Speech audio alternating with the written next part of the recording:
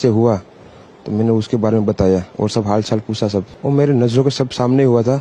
मेरे खुद को भी बिलीव नहीं होता कि मैं कैसे उसमें से जिंदा बाहर निकला, क्योंकि थोड़ा टाइम लिए के तो मेरे को लगा था कि मैं भी मरने वाला हूँ। लेकिन जब मेरी आंख खुल के मैं देखा ना तो मुझे लगा मैं जिंदा हूँ। तो मैंने ट्राई किया, जब मेरी सीट थे वो मेरी बेल्ट निकाला, मैंने वो ट्राई किया जहाँ से निकल सकते वहाँ से मैं निकल गया वहाँ से। मेरे नजरों के सामने एयर होस्टल और दूसरे आंटी अंकल सभी उसमें मिस हो गए थे सभी। टेक ऑफ के बाद 1 मिनट के अंदर ही जब टेक ऑफ हुआ ना तो सडनली 5-10 सेकंड कैसे लगा जैसे स्टक हो गया हो। बाद में से मेरे को लगा कि कुछ हुआ। बाद में प्लेन में लाइट ऑन हो गई, ग्रीन और व्हाइट। बाद में वो पता नहीं वो प्लेन टेक ऑफ ज्यादा करने के लिए वो रेस जो बोलते हैं क्या, रेस दिया होगा ऐसा कुछ, और सीधा स्पीड में ही घुस गया जहाँ वो क्या था वो हॉस्टल था एक हॉस्पिटल का। से हुआ तो मैंने उसके बारे में बताया और सब हाल चाल पूछा सब। और मेरे नजरों के सब सामने हुआ था।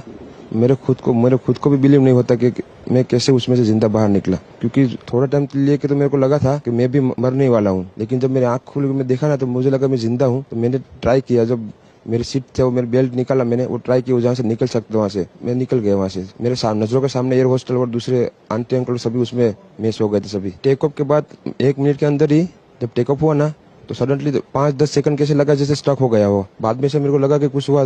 बाद में प्लेन में लाइट ऑन हो गई, ग्रीन और व्हाइट। बाद में वो पता नहीं वो प्लेन टेक ऑफ ज्यादा करने के लिए वो रेस जो बोलते हैं क्या, रेस दिया होगा ऐसा कुछ, और सीधा स्पीड में ही घुस गया जहाँ वो क्या था वो हॉस्टल था एक हॉस्पिटल का।